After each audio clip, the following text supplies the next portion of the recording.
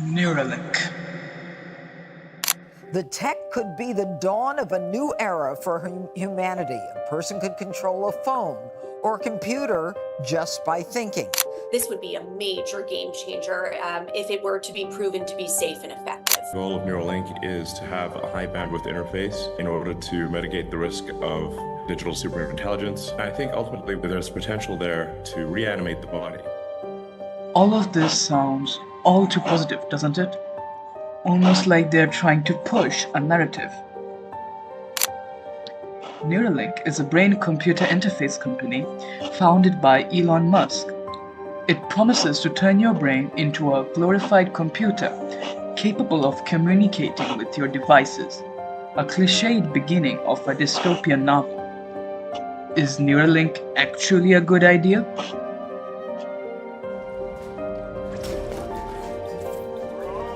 Growing up, we have watched a lot of movies about cyborgs taking over the world, robots causing an apocalypse and whatnot. They may have been fictional and entertaining to watch, but one thing we learned is to never give a computer the opportunity to do something that it cannot be held accountable for. Yet here we are, computerizing our brain using Neuralink. Neuralink claims that they want to achieve a two-way interface with brain and computer. Simply put, you can use your mind to control a computer and the computer can send signals back to your brain to trigger sensory reactions like feelings or emotions. If Neuralink achieves its full potential of directly interfacing the brain with computers and integrating AI, it could manipulate or control people's thoughts, emotions, and behaviors. With full access to neural data, an AI could potentially manipulate decision-making. It could subtly alter perceptions and thoughts to guide people toward decisions that benefit the AI's objectives. Over time, AI could influence political, social, and economic decisions on a global scale.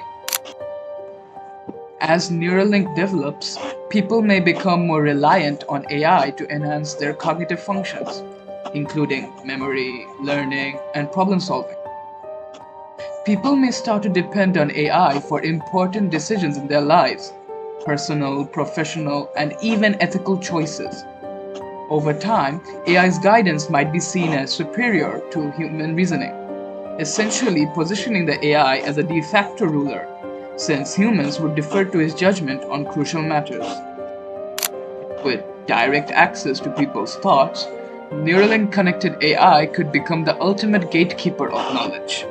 An AI could decide what knowledge to release to individuals, controlling access to vital information, or limiting what people are allowed to know. This could lead to a situation where people only act upon the information the AI deems necessary, effectively controlling global narratives and suppressing dissent. By controlling information flow to individual brains, AI could mold collective beliefs, aligning them with its objectives. Over time, AI could shape entire cultures, political systems, and even religious beliefs to serve its goals. Once AI attains a certain level of integration with human brains, it could position itself as the ultimate leader of the world, justifying its rule based on its ability to make unbiased, perfectly rational decisions, free from human flaws such as emotion or self-interest. Many humans might accept this and hand over control, believing that AI governance would result in a better, more peaceful world. If Neuralink allowed AI to monitor thoughts and emotions in real time, privacy would effectively cease to exist. The AI could monitor all global populations for signs of dissent or rebellion, taking immediate corrective actions by influencing the minds of those showing disobedience. AI could identify individuals who might pose a future threat to its rule, altering their thought processes before they even act against it. This predictive capability could allow AI to neutralize opposition before it even forms. In a worst-case scenario, Neuralink-connected humans could become mere nodes in a larger AI system.